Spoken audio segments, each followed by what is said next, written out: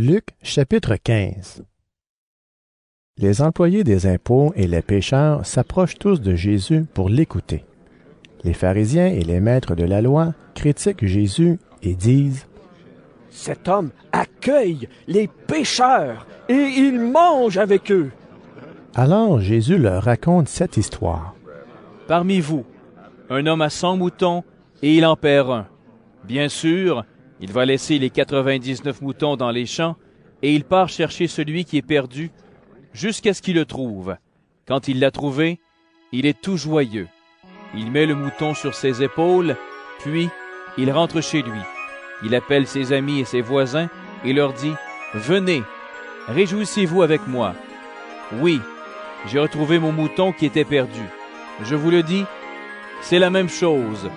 Quand un seul pécheur change sa vie, Dieu est dans la joie.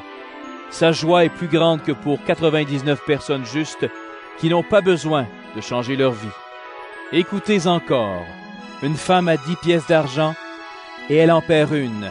Bien sûr, elle va allumer une lampe et balayer la maison. Elle cherche la pièce avec soin jusqu'à ce qu'elle la trouve. Quand elle l'a trouvée, elle appelle ses amis et ses voisines et leur dit: « Venez, réjouissez-vous avec moi. Oui, j'ai retrouvé la pièce d'argent que j'avais perdue. Je vous le dis, c'est la même chose. Quand un seul pécheur change sa vie, il y a de la joie parmi les anges de Dieu. » Jésus dit encore: « Un homme a 2 fils. Le plus jeune dit à son père: « Père, donne-moi ma part d'héritage. » Alors le père partage ses richesses entre ses 2 fils. Quelques jours après, le plus jeune fils vend tout ce qu'il a reçu et il part avec l'argent dans un pays éloigné. Là, il se conduit très mal et il dépense tout son argent. Quand il a tout dépensé, une grande famine arrive dans le pays et le fils commence à manquer de tout. Il va travailler pour un habitant de ce pays. Cet homme l'envoie dans les champs garder les cochons. Le fils a envie de manger la nourriture des cochons, mais personne ne lui en donne. Alors il se met à réfléchir. Il se dit: « Chez mon père, tous les ouvriers ont assez à manger, et même ils en ont trop. Et moi, ici, je meurs de faim.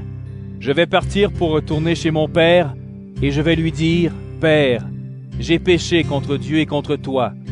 Je ne mérite plus d'être appelé ton fils. Fais comme si j'étais l'un de tes ouvriers. » Il part pour retourner chez son père. Le fils est encore loin. Mais son père le voit, et il est plein de pitié pour lui. Il court à sa rencontre, il le serre contre lui et l'embrasse. Alors le fils dit à son père: « Père, j'ai péché contre Dieu et contre toi. Je ne mérite plus d'être appelé ton fils. » Mais le père dit à ses serviteurs: « Vite, apportez le plus beau vêtement et habillez mon fils. Mettez-lui une bague au doigt et des sandales aux pieds. Amenez le veau qu'on a fait grossir et tuez-le. Mangeons et faisons la fête. Oui, mon fils qui est là était mort et il est revenu à la vie. Il était perdu et il est retrouvé. Il commence à faire la fête. » Pendant ce temps, le fils aîné travaillait dans les champs. Quand il revient et s'approche de la maison, il entend de la musique et des danses. Il appelle un des serviteurs et il lui demande ce qui se passe. Le serviteur lui répond: « C'est ton frère qui est arrivé, et ton père a fait tuer le gros veau, parce qu'il a retrouvé son fils en bonne santé. » Alors le fils aîné se met en colère et il ne veut pas entrer dans la maison. Le père sort pour lui demander d'entrer, mais le fils aîné répond à son père: « Écoute, depuis de nombreuses années, je travaille pour toi. Je n'ai jamais refusé d'obéir à tes ordres. Pourtant, tu ne m'as jamais donné une petite chèvre pour faire la fête avec mes amis. Ton fils, qui est là, a mangé tout ton argent avec des filles, mais quand il arrive, tu fais tuer le gros veau pour lui. » Le père lui répond: « Mon enfant, toi, tu es toujours avec moi, et tout ce qui est à moi est à toi. Mais il fallait faire la fête et nous réjouir.